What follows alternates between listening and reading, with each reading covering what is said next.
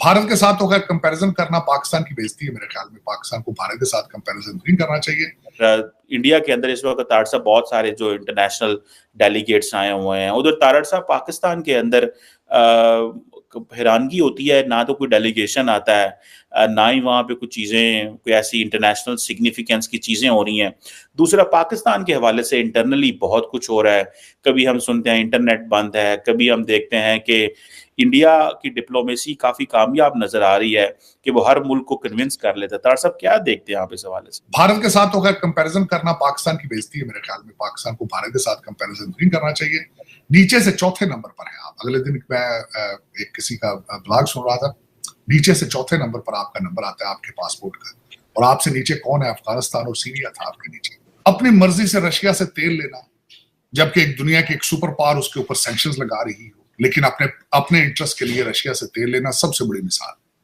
मोदी साहब यूक्रेन जा रहे हैं। यूक्रेन की जंग इस वक्त अपने पीक पे जा रही है।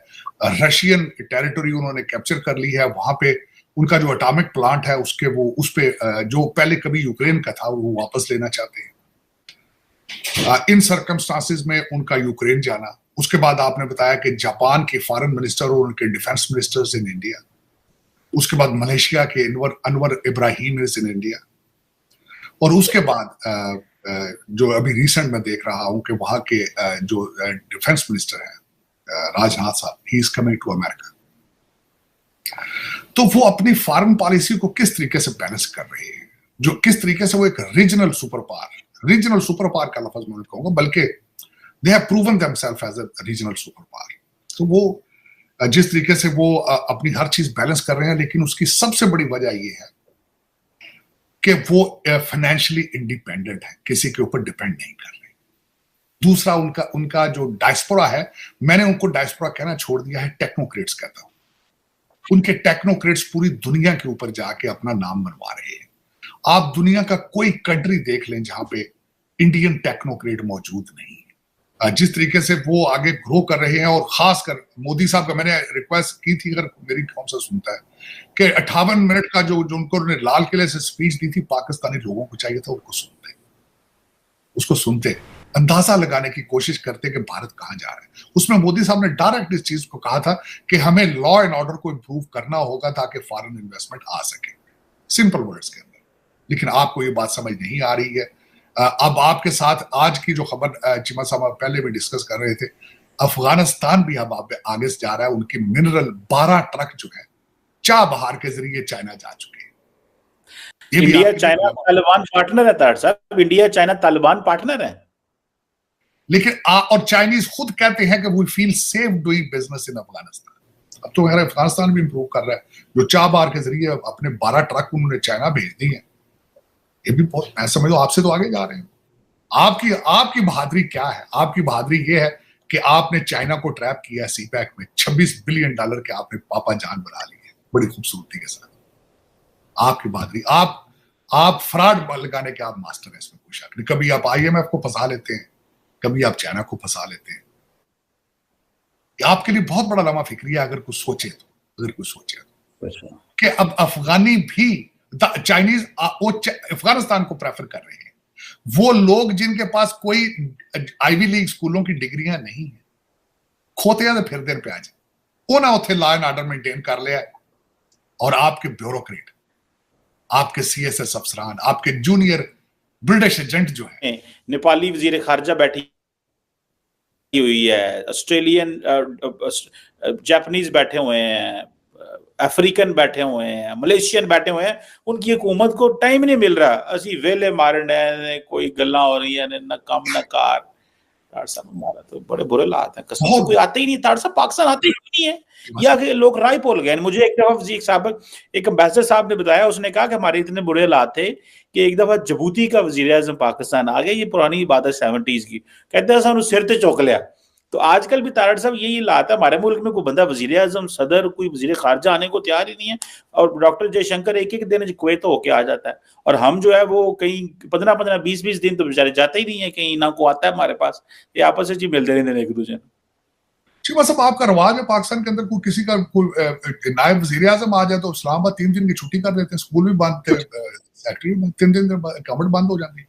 3 चलो चीमा साहब, ये फिर इस तरह ही है जब कौम को पता ही ना हो कि हम है क्या। मैं जिस तरह पहले आपको कई दफा कह चुका हूँ, 1940 जिनके पास गाड़ियां, जिनको गाड़ियां नई से नई गाड़ियां दी जाती, जो आज भी, मुझे कल किसी ने चीमा साहब मीम एक भेजी, उन्होंने कहा जी कि पार्टीशन, पाकिस्तान पार्टीशन से पहले एक कुर्सी जाके ब्यूरोक्रेसी के सामने बैठने के लिए उसको उनको कहते थे कुर्सी नशीन। ब्रिटिश दौर में एक कुर्सी नशीन का सर्टिफिकेट दिया जाता था कि ये अगर कोर्ट कचहरी में जाए तो इसको he is entitled to sit on the chair. किसी ने कहा इस वजह से पाकिस्तान बना था, तो मैंने उसका जवाब दिया, मैंने कहा आज भी आम आदमी ब्यूरोक्रेट के सामने कुर्सी पर नहीं बैठ सकता, आज भी, क्योंकि वो ब्रिटिश एजेंट है। उसको ट्रेनिंग जो दी जाती है, सिविल सर्विस एक्ट जो है, जो ब्रिटिश बना गए, उसके तहत आपको ट्रेनिंग दी जाती। मैंने शायद आपको एक अर्ज की थी कि मेरा एक दोस्त, जो कि अब मेरा ख्याल अब नहीं है, उसने एक टूटी फूटी जुडिशरी उसने की थी सिविल जज बनने के लिए, तो वो चुप रहना शुरू हो गया। तो मैंने कहा, मैं क्या तू चुप क्यों रहना है? वो कहता मेरी ट्रेनिंग का हिस्सा है, ऐसी सिविलियन के नाल मिक्स अप नहीं होना। चीफ जस्टिस सुना भाग गया, उनको खतरा मैंने फाड़ लिया, चीफ जस्टिस साहब भाग गया मुल्क से। देखो मर्जी नाल क्या होना, वो भी तो ईसीएल च ना होता तो किस तरह जाता वो, चला गया बता के जाते हैं यार हम जा रहे हैं, थोड़ी देर सीट गर्म रखना, वापस आ जाऊंगा, अगला आएगा चीफ मिनिस्टर, अगला आएगी हुकूमत आएगा तो अपना यार दोस्त है, और लैंड च ने यार अगे सारे अपना यार दोस्त ने, सारे की फर्क पैदा, आ जाऊंगा यार 2 साल में वेकेशन पे जा रहे हैं। तो हम बात करते हैं, कंपैरिजन करते हैं इसका इंडिया के साथ। इंडिया में इस तरह होता है, कितने प्राइम मिनिस्टर, कितने उनके आर्मी चीफ जो है वो बाहर सेटल्ड है, कितने चीफ जज उनके बाहर सेटल है, कोई नहीं सेटल, सारे वहीं बैठे। हमारा रवाज है, आपके सिटिंग जितने बैठे हैं चट्टे जज सारे, सबके बच्चे बाहर हैं, सबके फॉरेन सिटीजन, वो तो टेम्परेरी तौर पे बैठे हैं, जिस दिन रिटायर होंगे उस दिन आप शाम को ब्रीफकेस लेंगे अपने बाहर। वो तो कई आपके सियासतदान या चट्टे आपके ब्यूरोक्रेट जज जो है, ये तो पाकिस्तानी बैंकों में अकाउंट नहीं रखना पसंद करते, वो फॉरेन अकाउंट है सारे, बाहर के बैंकों में अकाउंट है। लेकिन चीमा साहब तरह हकीकत इस तरह होता नहीं ना जिस तरह चल रहे हैं आप। जब एक जेल को जेल ना बना सके कंट्री, उसने तरक्की क्या करनी, उसने क्या तरक्की करनी? इससे तो अच्छा था खान साहब को बनी गाला भेज दें। ये बनी गाला ही है, अडयाला जेल और बनी गाला में क्या फर्क है? देसी मुर्गे पक रहे हैं, रानें पकती हैं, एक्सरसाइज हो रही है, प्रेस ब्रीफिंग डेली बेस पे हो रही है, अंदर से आर्टिकल लिखे जा रहे हैं 127, जिसको मर्जी मिलने को दिल आए वहां पे सारा एक फैमिली रियूनियन रोज डेली बेस पे होती है, फैमिली सारा दिन वो कम्युनिकेट करते हैं, बयानात चल रहे हैं। मरवत साहब कहते हैं मैं गया था, खान साहब ने मेरे मुंह से चुम्मी ली है, मैं जफा मारे है, देख ले कल उन्होंने कहा स्टेटमेंट दी, ओ बहने आके कहा नहीं ऐसी तो कोई बात नहीं है, करीब हो के बात नहीं की, उन्होंने कहा चुम्मी नहीं ली, जफा शायद मारे, चुम्मी नहीं ली, बात कल सारा दिन मीडिया आपने ये कहा। इस तरह चीफ साहब होता है। 1947 में आपने धोखा दिया, आए पाकिस्तान बनाया, आपने पाकिस्तान बनाया ही नहीं। पाकिस्तान का आपको क्या पता, बल्कि अगली खबर में आप में बात कर रहे थे चीमा साहब कि Punjabi language is in decline. ये बात कर चीमा साहब डिक्लाइन में क्यों? क्योंकि पंजाबी हम कौन है? मेरी शक्ल देखे चीमा साहब, मैं पंजाबी थोड़ी हूं, मैं तो मिक्स ऑफ डिफरेंट रेसेस हूं। मेरा उस पंजाबी जुबान के साथ क्या है? मैं तो अंग्रेजी बोलना पसंद करना। चीमा साहब मैं मजे की बात बता दूं, मैं PIA जहाज पे बैठता था, मैं अगर किसी एयर होस्टर से पंजाबी में बात कर रहा था, वो मेरी बेइज्जती करती थी आगे, वो समझती थी ये इनपढ़ आदमी। इतना आप लोगों को कॉम्प्लेक्सेस हैं आपको पंजाबियों को कि पंजाबी में बात करें तो लोग समझते हैं ये तालीम याफ्ता नहीं है, इससे बदतमीजी करो, इससे इतनी नफरत है आपको अपनी जुबान से। आप इंग्लिश में बात करना पसंद, उर्दू जुबान मैंने पढ़ा है सिर्फ 9% पाकिस्तानियों की लोकल जुबान है उर्दू, सिर्फ 9%। आप 37% आपकी पॉपुलेशन की जुबान पंजाबी है, और साथ सराइकी भी क्योंकि पंजाबी से मिलती जुलती, उसको करें तो 44% आपकी पॉपुलेशन। लेकिन जैसे डिक्लाइन, पश्तो और दूसरी जुबानें सारी इंक्लाइन ऊपर जा रही, लेकिन उसकी प्राइड फील करते हैं वो, उनका अपना हमारा DNA क्या है चीमा साहब। आप जब जेलम की पहाड़ियों से उतरते थे, रावलपिंडी की पहाड़ियों से उतरते, पहला बैटल ग्राउंड होता था पंजाब जेलम के बाद, उसमें इन्वेडर यहाँ आते थे, मार मार के उन्होंने नक्शे हमारे तब्दील कर दिए, शक्लें हमारी तब्दील। हम कौन पंजाबी नहीं है, हम कौन पंजाबी? असि DNA कराया अद्धे दे विचों असी को अफगानी पठान तो की निकला है, तभी तो हमारे हालात खराब। We are not loyal to the land and we are not loyal to our culture to begin with, because we are a combination of different races. That is one of the reason, that is one of the reason. और फिर ऊपर से हमें बार बार ये हमें कहा जाता है जिहाद करें जिहाद करें। यार कैसे जिहाद की बातें करते हो? कौन से जिहाद? ना माजी में हमारे बाओजाद ने किया, ना हम करेंगे, ना आज तक किसी को इस्लाम का पता ही नहीं। हमें इस्लाम क्या चीज है, फॉरेन रिलीजन, हम उसको समझने की कोशिश नहीं करते। आपकी मस्जिदों में देख लें, पंखे सुबह शाम चोरी, जुतियां चोरी हो रही हैं, पंखे चोरी हो रहे हैं, कलाशन को छट्टे बाज रहे हैं मस्जिदा के अंदर। खुदा का घर है ये चिमा साहब। दर हकीकत ये हमें आइडेंटिटी क्राइसिस है originally. That's what we are not able to understand who we are, what is our destiny.